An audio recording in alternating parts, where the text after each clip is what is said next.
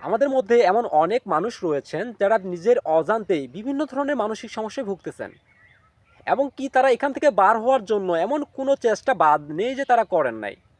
তারা anxiety recovery story, বিভিন্ন ধরনের অ্যাংজাইটি রিলেটেড ভিডিও, এমনকি এমন কোনো পদ্ধতি তারা অবলম্বন করেন নাই যে এখান থেকে বার হওয়ার চেষ্টা তিনি করেন নাই, কিন্তু তাও কোনোভাবেই তারা এখান থেকে বেরোতে পারে না। তো মূলত মানসিক সমস্যাগুলো হওয়ার পিছনে যদিও একটা কারণ থাকে, যে ধরেন যখন একজন মানুষের মধ্যে মানসিক সমস্যা দেখা যায় বা ধরেন যখন তার শুরুটা হয়, তখন কিন্তু একজন মানসিক রোগী কখনো এটা বুঝতে পারে না যে যেটা তার হচ্ছে এটা কেবল তার মানসিক সমস্যার জন্য হচ্ছে। আসলে মানসিক সমস্যার শুরুটা হয় কিন্তু একটা প্যানিক সিচুয়েশন থেকে।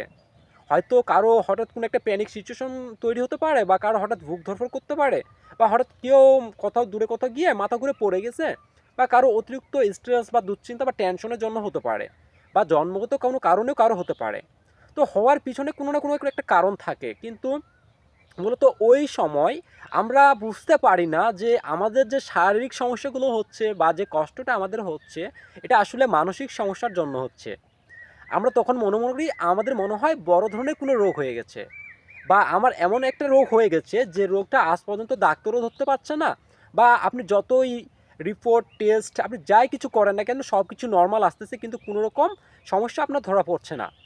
কিন্তু আপনি তারপরও নিজেকে বোঝাতে পারছেন না যে আসলে আপনার কোনো সমস্যা নেই। আপনি ভাবতেছেন আপনার এমন কি একটা রোগ হয়ে গেল যেটা ডাক্তারও ধরতে পারছে না, কোনো রকম টেস্ট রিপোর্টেও ধরা পড়ছে না।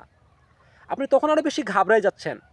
ডাক্তার বলতেছে আপনি নর্মাল আছেন, আপনার কোনো সমস্যা নেই, কিন্তু আপনি দেখতেছেন আপনার বুক ধড়ফড় করতেছে, আপনার শরীর কাঁপতেছে, আপনার মাথা ঘোরাচ্ছে, আপনার মাথা চাপ ধরে থাকে, আপনার ঘুমের সমস্যা হচ্ছে, আপনি ঠিকমতো খাবার খেতে পাচ্ছেন না, আপনি কোনো খাবার খেলে সেটার সাথে সাথে গ্যাস অ্যাসিডিটি বেড়ে যাচ্ছে, আপনার প্রচণ্ড বমি বমি ভাব হতে পারে, সেই সাথে আপনার চোখে ঝাপসা লাগে এরকম অনুভূতি হয়। তো এই যে শারীরিক সমস্যাগুলো আপনার হচ্ছে, আপনি তো সেটা ফিল করতে পারছেন, কারণ আপনি জানতেছেন, আপনি বুঝতেছেন, আপনি ফিল করতেছেন যে আপনার সমস্যা হচ্ছে। তো তারপরও কেমনে আমাকে ডাক্তার বলে আমার কোনো সমস্যা নেই? যার জন্য কি একজন অ্যাংজাইটি বা মানসিক সমস্যার রোগী কখনো এটা বিশ্বাস করতে পারে না যে বাস্তবে তার কোনো সমস্যা নেই। তখন সে কী করে, যখনই তার সমস্যাগুলো হয় বা যখনই তার প্যানিক সিচুয়েশনগুলো দেখা যায়, তখন সে অস্থির হয়ে যায়। সে চেষ্টা করে এই সমস্যাটাকে থামানোর। সে চায় যত তাড়াতাড়ি সম্ভব যাতে এই সিচুয়েশনটাকে আমি থামাইতে পারি, বা এখান থেকে তাড়াতাড়ি আমি বের হয়ে আসতে পারি। কিন্তু ভুলটা মূলত আমরা এই জায়গায় করে থাকি। আসলে মানসিক সমস্যাটা এমন একটা সমস্যা যে এই সমস্যার ট্রিটমেন্ট সব রোগের মতো না। আপনাকে প্রথমত বিষয়গুলোকে বুঝতে হবে। আর আমি তো একটা কথা প্রথমে বলে দিয়েছি যে ধরেন এই সমস্যাগুলো হওয়ার শুরুর দিকটাতে কিন্তু আমরা কেউই জানতাম না যে আমাদের সমস্যাগুলো একটা মানসিক রোগের জন্য হচ্ছে, বা আমাদের কিছু অহেতুক চিন্তা থেকে আসা বা ভয় থেকে আসা কিছু চিন্তা থেকে হচ্ছে। আমরা প্রথমত এটা মনে করি যে আমাদের সমস্যাটা বড় কোনো রোগের জন্য হচ্ছে, বা ওই সময় আমরা নিজেকে যে ভয়টা দেখাই, আমরা নিজেকে যে ভয়টা দেখাই, আজ অবধি সেরকম ভয় আপনাকে মনে হয় কেউ দেখায় নাই। আপনার স্কুলের টিচারও আপনাকে সেরকম ভয় দেখায় নাই যে ভয়টা আপনি নিজেকে নিজে দেখিয়েছেন। আপনার বাবা মাও আপনাকে সেই ভয়টা দেখায় নাই। আপনি যে ভয়টা নিজেকে নিজে বারবার দেখিয়েছেন। আসলে এই ভয়টাই কিন্তু আপনার জীবনে সবথেকে এই সিচুয়েশনে আসার জন্য মূল কারণ। কারণ আপনার মস্তিষ্ক সবসময় একটা প্যাটার্ন ফলো করে। আপনি যদি কোনো একটা অহেতুক কাল্পনিক চিন্তাকে মনে প্রাণে বিশ্বাস করে ফেলেন, যদিও সেই চিন্তাটার বাস্তবে ঘটার চান্স 1%ও নেই, বা সেটা ঘটার কোনো সম্ভাবনাই নেই, কিন্তু তাও আপনি মনে প্রাণে সেই চিন্তাটাকে বিশ্বাস করে ফেলেছেন হ্যাঁ এটা ঘটতে পারে, তো দেখবেন আপনার সাবকনশিয়াস মাইন্ড ওটাকেই বিশ্বাস করবে। কারণ আমাদের মস্তিষ্ক কখনো বাস্তব অবাস্তব বুঝতে পারে না।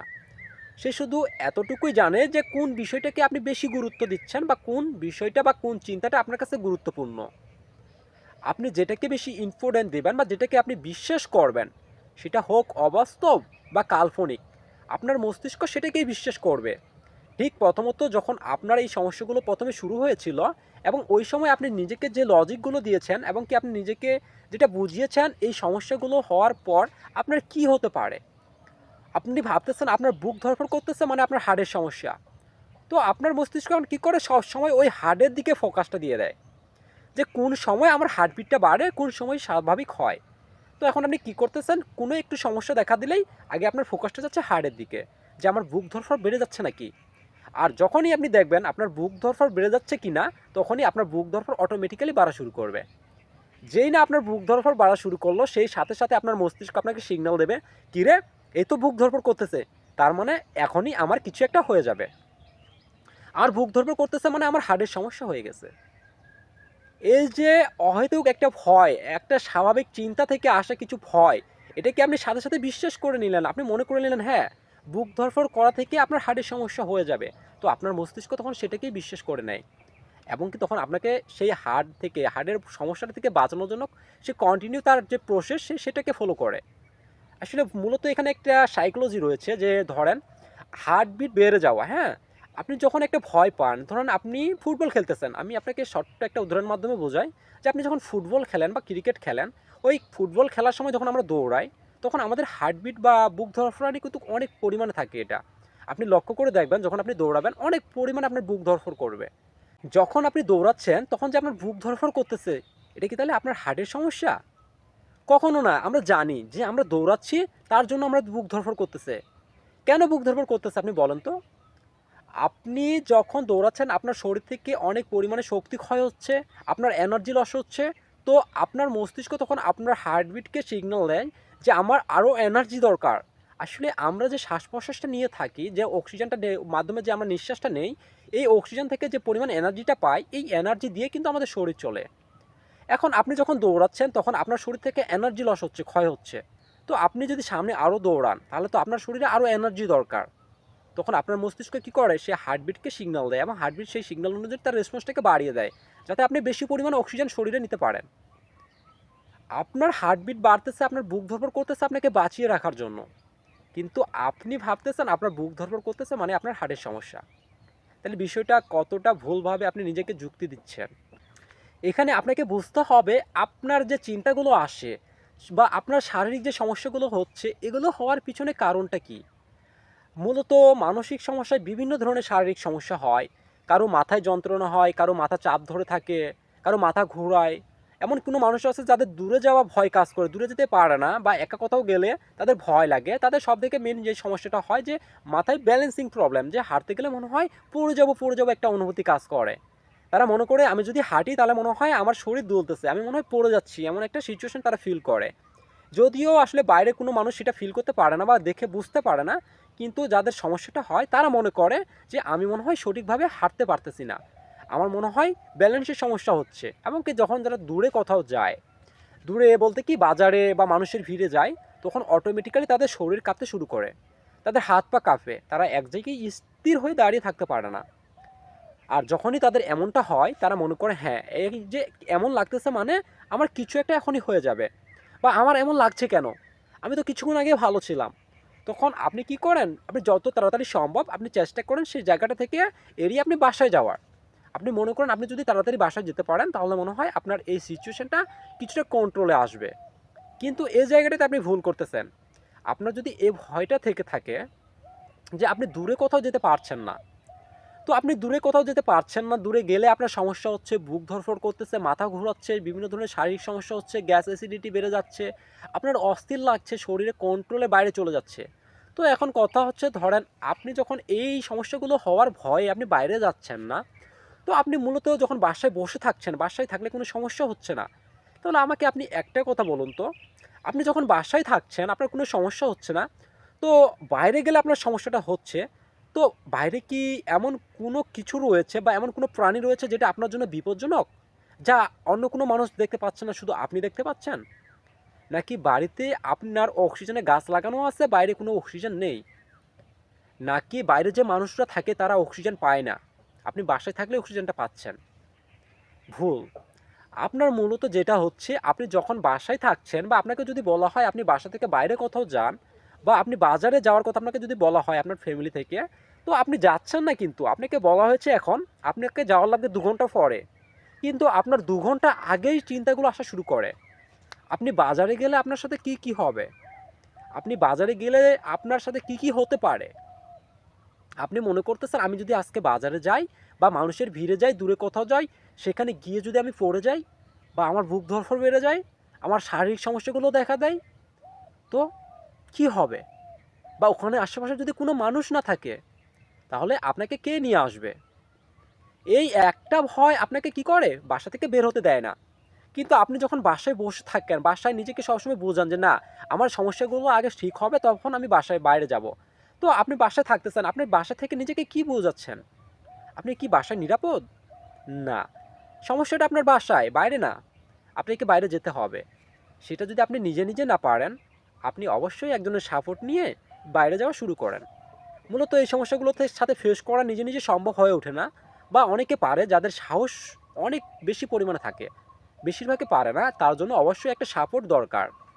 তার জন্য আমি সকলকে একটা কথা বলি, যদি আপনার কোনো ধরনের ভয় থেকে থাকে বা আপনি দূরে কোথাও যাচ্ছেন না, বাড়ির মধ্যে বন্দী হয়ে আছেন বা দূরে কোথাও যাওয়ার কথা ভাবলেই আপনার শরীরে বিভিন্ন ধরনের শারীরিক সমস্যা হয়, তাহলে অবশ্যই আপনি একজনের সাপোর্ট নেন। ওনার সাপোর্ট নিয়ে দূরে যাওয়া শুরু করেন। অবশ্যই এই সমস্যাটা চলে যাবে। এটা থাকবে না। এটা শুধু আপনার হয়তো কিছু ভয় থেকে আসা, চিন্তা থেকে আসা কিছু ভয়, যা আপনাকে ঘর থেকে বেরোতে দিচ্ছে না। তো এর সাথেও মূলত এই মানসিক সমস্যায় কিছু মানুষ থাকে যে যাদের মূলত কিছু সংবাদ শোনা বা কিছু আতঙ্ক নিউজ বা এমন কিছু ইউটিউবে কোনো নিউজ শুনে যেগুলো শোনার পর তারা প্যানিক হয়ে যায়। মূলত অনেক মানুষের মৃত্যু ভয় কাজ করে যে যারা ফোবিয়া বা প্যানিক ডিসঅর্ডার, প্যানিক অ্যাটাকের মধ্যে থাকেন, তাদের সবথেকে মূল সমস্যা হচ্ছে মৃত্যু ভয়। মৃত্যু ভয় তাদেরকে এতটা তাড়া করে বেড়ায়, তারা মনে করে যে তারা মনে হয় প্রতিটা সেকেন্ডেই মারা যাচ্ছেন। হয়তো এখনই মারা যাবেন, নয়তো কিছুক্ষণ পর হয়তো মারা যাবেন। হয়তো আজ নয় কালকে তারা মারা যাবেন। মানে মৃত্যু তাদের পিছনেই লেগে আছে। কোনোভাবে এই মৃত্যু ভয়টা তাদের যাচ্ছে না। এবং কি তারা কোনো মানুষের মৃত্যুর খবর শুনতে পারে না, কোনো অ্যাম্বুলেন্সের সাউন্ড শুনতে পারে না, কোনো কুকুর যদি কান্না করে সেই কান্নার তার কানের মধ্যে গেলে সেই কান্নার আওয়াজ যদি তার কানে যায়, তো সে মনে করে এই কুকুর কান্না করতেছে মানে তার বিপদ হয়ে যাবে বা এই কুকুর কান্না করা অশুভ কোনো লক্ষণ। সেই সাথে বিড়াল কান্না করলে এমন অনুভূতি হয়, যদি কাক ডাকে, কাক ডাকলে বুক ধড়ফড় বেড়ে যায়, প্যানিক সিচুয়েশন বেড়ে যায়, মনে করে এই মনে হয় বিপদ হয়ে যাবে। কাক ডাকা হচ্ছে কোনো একটা বিপদের সিগন্যাল। আমরা হয়তো কোনো পূর্বপুরুষদের কাছ থেকে শুনেছি যে কাক ডাকলে বিপদ হয় বা বিপদ হওয়ার আগে কাক ডাকে। তো সেই সূত্র ধরে আমাদের মস্তিষ্ক কী করেছে, আপনাকে সেই বিষয়টা মনে করিয়ে দিচ্ছে। যার জন্য কী হচ্ছে, যখনই কাক ডাকতেছে আপনি ভাবতেছেন হ্যাঁ আপনারা মনে হয় বিপদই হবে। কিন্তু সেই কাকের সাউন্ড বা শব্দ আপনি ছাড়া কিন্তু আরও অনেক মানুষ শুনে। আপনার মতো শত হাজার হাজার মানুষ সেই শব্দ শুনে। তারা কেউ প্যানিক হয় না বা এই সিচুয়েশনের মধ্যে ফিল করে না, কিন্তু আপনি করছেন। আর এই সমস্যাগুলো যদি আপনার থাকে বা এরকম মৃত্যু হয় বা কোনো নিউজ, খারাপ কোনো সংবাদ শোনার মধ্যে ভয় বা খারাপ লাগা যদি আপনার কাজ করে, তাহলে অবশ্যই আপনি একজনের সাপোর্ট নেবেন, একজনের কাছ থেকে কাউন্সেলিং নেবেন, যিনি এই সমস্যাগুলো সম্পর্কে বুঝে জানে। আমি মনে করি কোনো সাইকিয়াট্রিক, সাইকোলজি, কোনো মনোরোগ বিশেষজ্ঞকে আপনি অবশ্যই দেখাবেন আপনার কাছাকাছি। দেখালেই আপনারা এখান থেকে বেরিয়ে যাবেন। সেই সাথে অবশ্যই আপনাদেরকে কী করতে হবে, দৈনিক কন্টিনিউ এক্সারসাইজ করতে হবে, মেডিটেশন করতে হবে। আপনাকে কন্টিনিউ একটা রুটিন ফলো করে চলতে হবে। আপনাকে সর্বপ্রথম এই সমস্যা থেকে ভালো হওয়ার জন্য যেটা করতে হবে তা হচ্ছে আপনার চিন্তাগুলোকে সঠিকভাবে লজিক দিতে শিখতে হবে, যুক্তি দিতে শিখতে হবে। কোন চিন্তাগুলো বাস্তব, কোন চিন্তাটা অবাস্তব।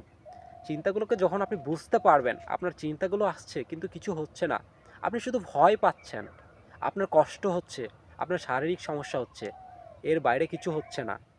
তো যখন আপনি বুঝে যাবেন বিষয়টা, আপনার মাইন্ডসেট একদম ক্লিয়ার হয়ে যাবে যে সমস্যাগুলো হওয়ার পিছনে কারণগুলো কী, তখন এই অ্যাংজাইটি আপনাকে আর প্যানিক করে তুলতে পারবে না। আর এখান থেকে 100% ভালো হওয়া যায়।